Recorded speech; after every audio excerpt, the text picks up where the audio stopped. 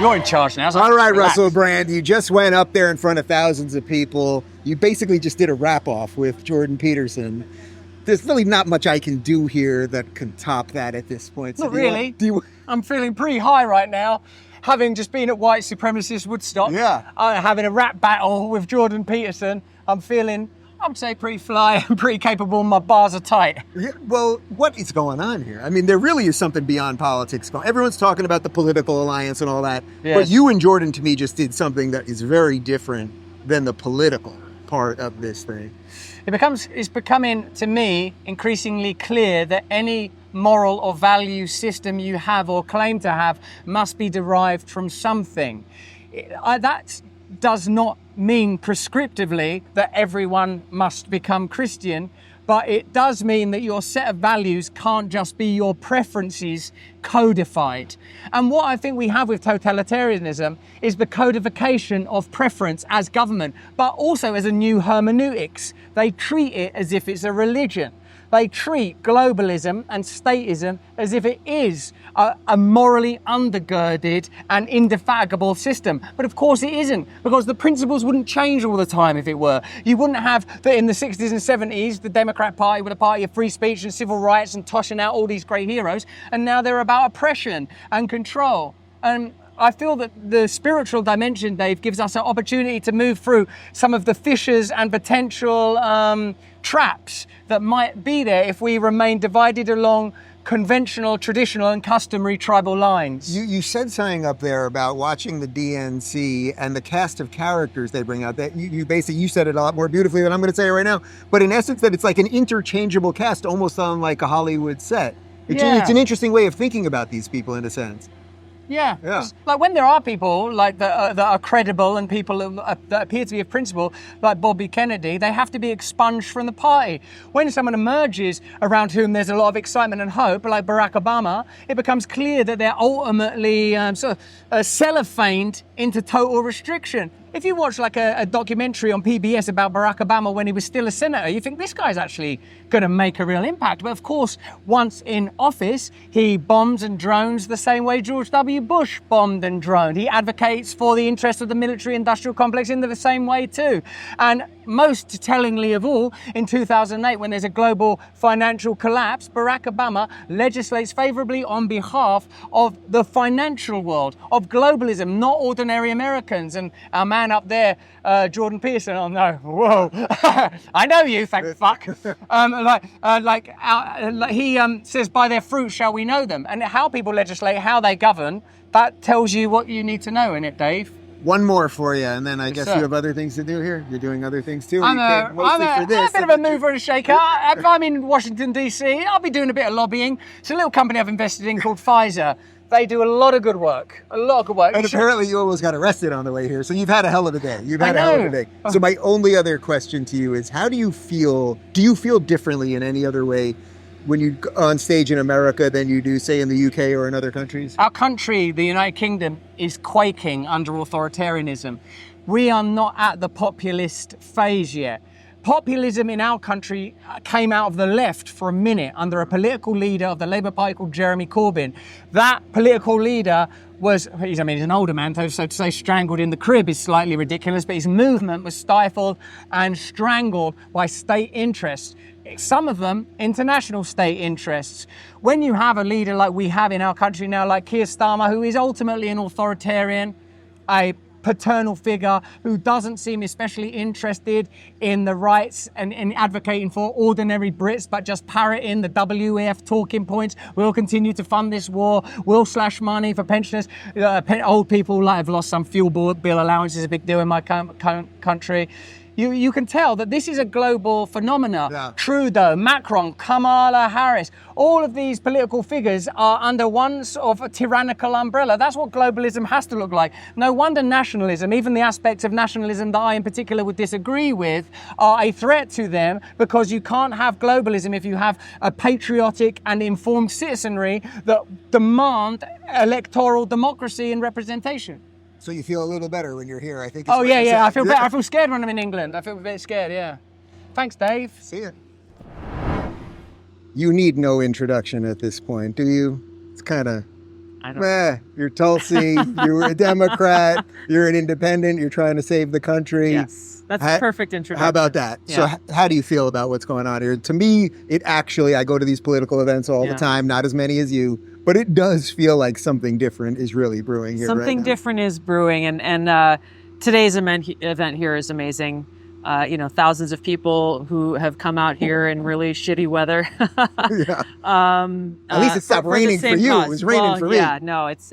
But last night we were in Detroit, and we had well over 1,000 people there. There was a reporter who was there, who's like a mainstream reporter who's been around D.C. for 40 years, and one of those cranky, cynical reporters. Yeah. And even he said, not to me, but to a mutual friend of ours, how impressed he was that we had over 1,000 people come out for two people who are not candidates running for anything. Yeah. And the beauty of it is, and I've been doing this in every stop we make, is asking people to raise their hands in the crowd. We've had thousands of people at every event.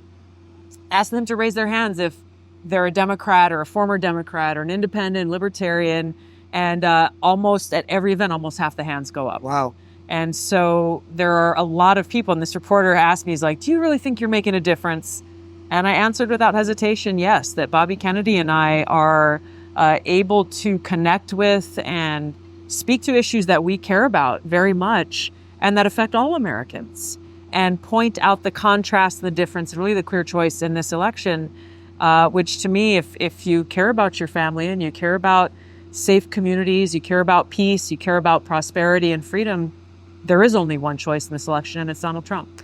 You guys are basically completing my life's work. I'm going to retire at the end of this. You know, if you guys succeed, then there's no reason for me to do this anymore. Zach and I were just talking last night. I know you're going to talk to him, we'll but we were talking about you, and we were both saying almost at the same time that, Dave Rubin saw the light long before many other people did. I mean, Ronald Reagan saw it way before me, so it's just it's a long string, I suppose. What do you think has to be done? Because we've talked about the shifting alliances a million times. What do you think the last thing that the people who are still on the fence need? And I tend to think it's more of a female thing generally. What do you think like the thing is that's either holding them or what they need to get to the other side? The biggest obstacle is the lies and propaganda that most of the mainstream propaganda media are pushing. And they're doing Kamala Harris's work for her. That is the biggest obstacle because, in the conversations that I have both with voters as well as reporters, local media, the kinds of questions that they ask are based on things that are just factually not true. The reality is that maybe people don't like President Trump's language or how he says things or his personality or his style, but they can't deny if they just compare the facts on virtually every important issue that we face. Even on the issue of abortion, which often comes up and which Kamala Harris is essentially the only issue that she's really running on. And you look at President Trump's actual position on this, he believes in the Constitution, and he believes in making sure that these important and challenging and often tough discussions are happening at the state level as they are across the country. And so, there is opportunity in continuing to just speak the truth and compare and contrast the records of these two candidates. Which for the first time in our lives, we have two candidates who have records in the White House. It's so interesting because the abortion one, to me, I think you're right. I think that seems to be the one that the Democrats are still just using in a very unfair way. And even when Trump at the debate says, I'm not for a national abortion ban, she just says you are, and the moderators are basically like, yeah, you are. Yeah. And that kind of gets to it. So we are ripping through this thing. Let me ask you one other thing, which is if you were still in Congress these days, and if you were still a Democrat, what would your conversations be like with some of these, let's say, more radical types?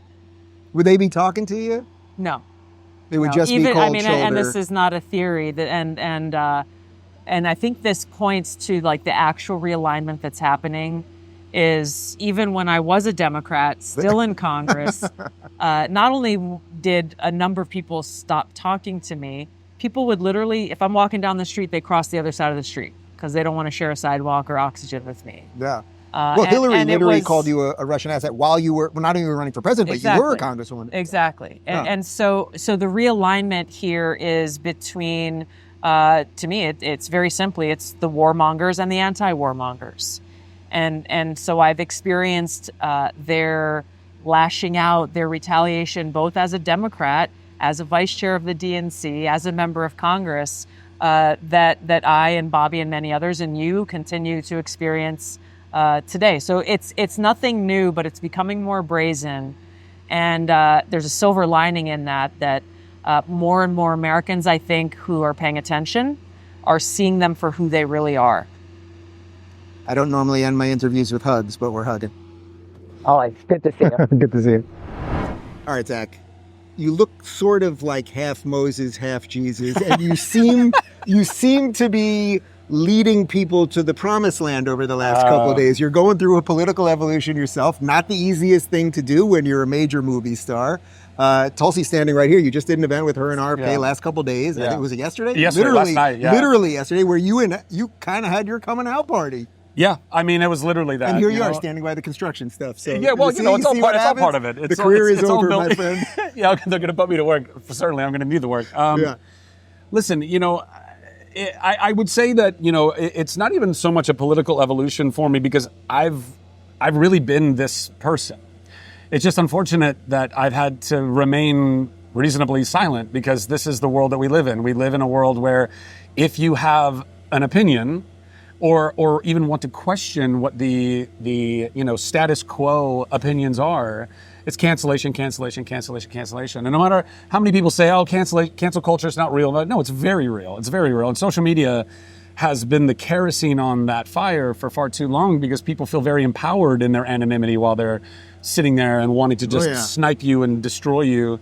And in your world, or at least the world you come from, it's particular. I mean, the Hollywood thing is real. Yeah. Right? You can say what you want about other industries, but the Hollywood thing, it is. It's been a very, liberally based industry for a long time. And I will say, though, in some decades or eras, that was a beautiful thing. I think during the Kennedy Democratic era, when there were a lot of actors in Hollywood, was very much understanding that and about that. But as Tulsi and Bobby have very well kind of pointed out, the Democratic Party of today is nowhere close to. I mean, you yourself had that evolution, and my parents were Kennedy Democrats that became Reagan Republicans that raised a Kennedy independent, which is really, I think, unfortunately, he doesn't talk to the other Kennedys. That's the problem. Well, or they don't talk to him.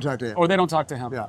Because, the little time I've spent with Bobby, I can tell you, and I'm sure he's a man of integrity. He's a man of his word. He's got tremendous amounts of wisdom and knowledge and understanding and genuine, I think, ability to fight the darkness that we're all facing and have been facing for a long time. And fortunately, like, my mom was crunchy and woo-woo before that was even in phase. Like, we did not grow up, we didn't have sugar in our lives. Like, my mom knew that was a poison you shouldn't be putting in your child's body. Things that now finally are coming to light because of wonderful people like Callie Means and his sister who are shining so much of a light on how we are constantly being poisoned. Something that we've all kind of known. We all kind of knew. If you're blessed enough to have the means to go travel in Europe or elsewhere and you go eat pasta or grains in another country, you don't feel bloated, you don't feel messed up. Why is that? It's because they're not poisoning their populace in the same way that we are in the United States. So these are things that I've held very dearly for a long time. I've just not really been able to speak about it as much as I wish that I could. And in fact, what was the clincher? Like, what got you to do it? Because there's a zillion people that are watching this right now that are going, oh, I want to do it. But everyone's always waiting for that bowl. I think that, listen, I not to be too end of the world about it, but I don't know. I know that every generation has said at some point, or someone in that generation has said, this is it. Nothing has ever been as bad as this. And I'm not trying to follow in their footsteps.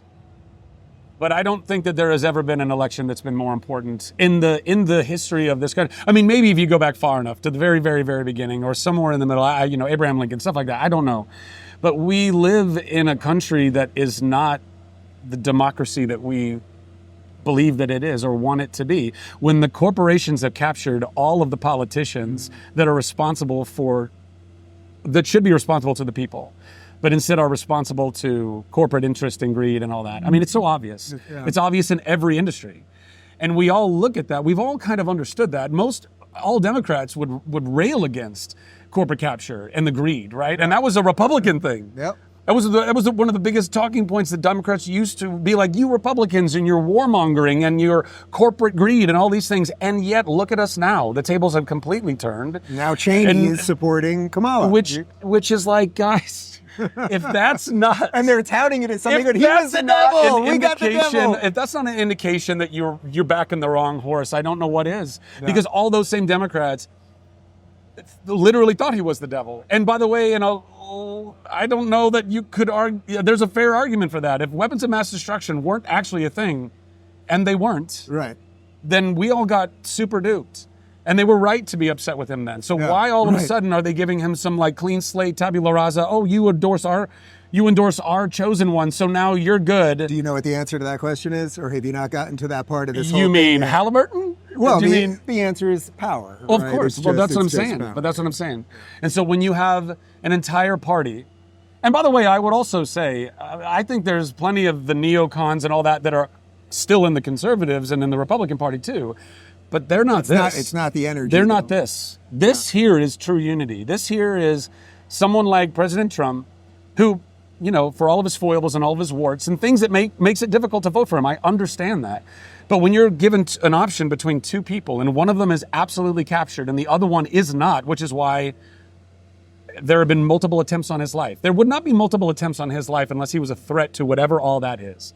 And so I trust that he means it. When he calls Bobby and he calls Tulsi and he sits down with them and he says, I genuinely want to make this country great again. I want to make this country healthy again. He fucking means that. Yeah. And they know it. I mean, I've known Bobby and Tulsi now for a little bit. I've not known them, but I know them well enough, even in that little bit of time, to know that they are absolutely people of integrity. And they're intelligent people. They're not sitting around being duped by the charms of Donald Trump. Donald Trump is a real human being that is, again, I really do think he means what he's saying now more than ever. And so, guys, it's now or never. This is it. I mean, it's literally now or never, because if we don't get Donald Trump reelected, there's one other alternative, and that person does not have our best interests in mind. And I think that there are so many ways that you can look at that. The ongoing, endless wars is one of them. Our health crisis is another. But the immigration situation that's going on right now, California. Yeah. Everyone who thinks that Gavin Newsom and the Democratic Party and Kamala Harris somehow are a party of the people, that they care about the people, that they care about the American citizens, then why on earth, if you're a California citizen who was born and raised in California and you're having trouble paying your rent, they don't give a fuck about you. Yeah. But if you're an illegal immigrant, they'll give you $150,000 to buy a new home. Then make you legal. That's what she said. She wants everyone to share the American dream. Yeah. I thought it was for Americans, but I'm old school. I got one more for you. Yeah. It's a pleasure to watch people on this adventure that I and so many have been on. Yeah. Have you called your agent since yesterday? I haven't talked to my... No, so I was telling you earlier, I don't know if it's good or bad, but I changed from AT&T to T-Mobile yesterday before I flew to Michigan. Very clever. Bro, I did not think I'd be out of service. I'm still out of service. They still haven't fixed it. So you have no idea what could be happening on that? No, well, I've gotten some Wi-Fi here and there, and I've checked some Twitter and some Instagram, and it's been interesting. Yeah. I will say, though, the majority of the people that I'm getting messages from are very positive. Even people that disagree, but there are a lot of people that are just spewing hate and like, ooh, and unfollow. And I'll never watch Chuck again or Shazam's garbage, whatever all that stuff is. Right. What's fascinating to me about all those people is like, you think that Donald Trump is the person of hate. What are your own actions in this moment? You're going out of your way to get on your phone to spew hate at me instead of engaging and saying, hey, I thought you wouldn't be this person. I would love to understand why. Would you mind explaining? Whatever any of that is. Let's have discourse. But you can't have discourse with people that don't want the discourse, and that's unfortunate. But my team, just back to your question, when Tulsi invited me to moderate one of their town halls, I told her, I was like, I got to think and pray on this because obviously there's going to be ramifications to this one way or the other. And I did. And ultimately I came to the conclusion that it doesn't matter at the end of the day if Hollywood wants to reject me. I'll make independent films. I'll go do other things, podcasts or shows. I've got a lot of things that I would love to do in my career. but nothing is more important. Like, what is it to gain the whole world but lose your soul in the process? What is it to hold on to my career but we lose this country and we lose democracy and we lose free speech? I mean, I don't think people even realize the ramifications of what that is. And so I told my team, I told my agents and my managers a few weeks ago, I said, hey, this is on the table. This is an offer that I've gotten from Tulsi. And they already knew that I was stumping for Bobby. They knew I was not going to stop stumping for Bobby. And to their credit, they said, hey, listen, there will be complications from that. And we don't wish those upon you. But we support you. We stand with you. Whatever you feel like you need to do, then you should go and do that. I don't have to tell you. Thank you. I don't have to tell you. It's better to stand up for what you believe in. And also, you're 8'4", so even if you weren't standing, it would still be. Welcome to the party, pal. Thanks, man. Appreciate you. Thank you for everything that you have done and everything you continue to do. Thanks. Absolutely. All right, I'm here with Senator Ron Johnson. Senator, to me, the thing that is most interesting about this is the wide tent thing that's happening politically right here. You're a Republican, obviously. There's a lot of, I would say, at least former Democrats or people who thought they were Democrats, Tulsi, RFK, etc., kind of coming around to a place that you've been in. Probably don't agree with you on everything, but they agree that America is good. Do you think that's a fair estimation? And is that the chance for America to really, let's say, rescue the republic? Well, first of all, I view myself more Tea Party than Republican Party. I'm not of this world. Okay, I'm a accountant. Ran a manufacturing plant, so I'm trying to solve problems. When Bobby Kennedy called me up as he was contemplating allying with President Trump, literally the first words out of my mouth was, "Well, Bobby, this is an answer to my prayers." And again, not only because it's so important that we address the issue of chronic illness, but even more important, it demonstrates exactly how you unify and heal this nation. You set aside your political differences, you focus on areas of agreement.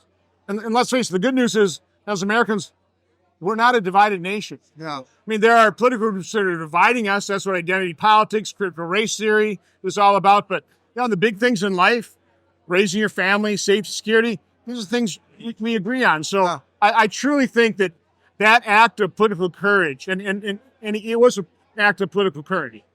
And I'm glad that President Trump embraced it. But I think that single act of political courage just may be the catalyst for bringing this country together. I truly believe that, and I'm just hopeful. I completely agree. I'm an ex-Dem myself. I was calling for RFK to get out. I was calling for Tulsi to get out. So I see that too. I said on stage before that I think about 80% of Americans actually agree on the big stuff, and it's just the little stuff that they've caught us fighting all the time. I want to ask you a little bit about COVID, because you've been one of the most outspoken people against the mandates, against the vax and everything else. That must be another reason that you're happy that Bobby's going to, or seemingly help Trump, because he might be able to go in there and make some sense of this from these institutions. So as tragic as our response to COVID is, I mean, the travesties of sabotaging early treatment, mandating experimental gene therapy, the silver lining in all of that is it opened up American people's eyes. Yeah. And there was nothing partisan about it. When I held my panels, like COVID-19, a second opinion, assembled all those medical experts, people had the courage and compassion to treat COVID patients. I didn't know what their political affiliation was. Found out later, most of them were Democrats. Right. Okay? Well, that's what's happening. And their eyes were open. As quite honestly, Bobby's eyes have been open to me. He's a natural Democrat. I mean, he's his name is the epitome of the Democrat Party. He can't believe what has happened to his party, how undemocratic they become. So again, it's what we have on our side. I truly believe is the truth. We're not perfect, Of course. but we really do. One attribute, by the way, that anybody who goes to a Trump rally, I would say all the attribute that everybody here shares, we fervently love this country. We love the country. Fervently love it. We recognize how rare and precious it is in the span of human history. And that's why they're here. And that's why we want this nation healed and unified. And we need leadership like Bobby Kennedy, like President Trump, that are willing to set their political differences aside and focus on these, and they are gigantic problems that faces this nation. Yeah, I'm glad to hear you say it, because that's what I've been screaming about forever. Let me just ask you one or two other things. When do you think the Democrats became so radical? Because I know enough about you to know that if you had someone on the other side to be talking to and debating with in a healthy way, you'd do it effectively. There's almost nobody left. Is that a fair estimation? Well, first of all, you can trace it back to Saul Alinsky, Rules for Radicals. When college administrators capitulated and the radical left took over our university system. So it's been brewing now for 50, 60 years. It's all coming to fruition. But I think the real spark was then Obama, who was he was mentored by the Bill Ayers and Bernardine Dorns. Okay? And he came into office on a subterfuge, as Biden has, as Kamala Harris has, and they're not moderates. They are radical leftists, and they are imposing their radical leftism on these agencies. They are, stacking the deck. I mean, they're infiltrating these agencies with more radical leftists, which is why the Trump administration was completely sabotaged from within. So again, I think Obama was really the spark of kind of the recent radicalism, but the fuse was lit back in the 60s. My last question, the one question you don't want to answer, tell me what happens on November 6th. The fate of this nation is really determined. I mean, I'm dead serious about that. Yeah. If Kamala Harris wins, I don't know how you turn back from this. I don't know how you get ourselves off this destructive path they've put us on with their open borders, this massive deficit spending. $35 trillion in debt, not a deficit, under $1.5 trillion as far as the eye can see under Democrats. The weakness that we're displaying around the world that has, encouraged our adversaries, set the world on fire. How bad does it have to get? I mean, literally, in a sane world with an unbiased media, this election wouldn't even be close. So if they win, it's a really bad sign for America. Thank you, Senator. Thank you. All right, guys, so the Rescue the Republic event is about to end. You can see the stage right over there. Maybe might be able to still hear some applause. It's really been an incredible day representing the wide tent thing that I have been yammering on about for years, from why I left the left to talking about why it's so important that RFK leaves the Dems and bring Tulsi aboard and the whole thing. And we were trying to figure out where we could do this little recap video and look at the spot as we were discussing it that we realized we are in. Of course, this is the Washington Monument right behind me. And of course, George Washington not only was the first president of the United States, but also was in charge of the army. And they wanted him to stay in charge of the army after the Revolutionary War. And he said, no, that's too much power for one man. And of course, on the other side over there, beyond the pool there, here's the World War II Memorial. But beyond that is the Lincoln Memorial. And what did Lincoln do most famously beyond free the slaves was keep the Union together. And that really is what we're at right now. We're battling between politicians who don't want to let go of power, counter to what George Washington did, and a man who wanted to keep the Union together, which really, if this doesn't work out, if this wide tent thing doesn't work out, I think there'll start being some discussions about that. So it's really been an unbelievable day with Jordan Peterson and Russell Brand and RFK Jr. and Tulsi Gabbard and Brett Weinstein and a whole slew of people. And we shall see. I think we got a chance.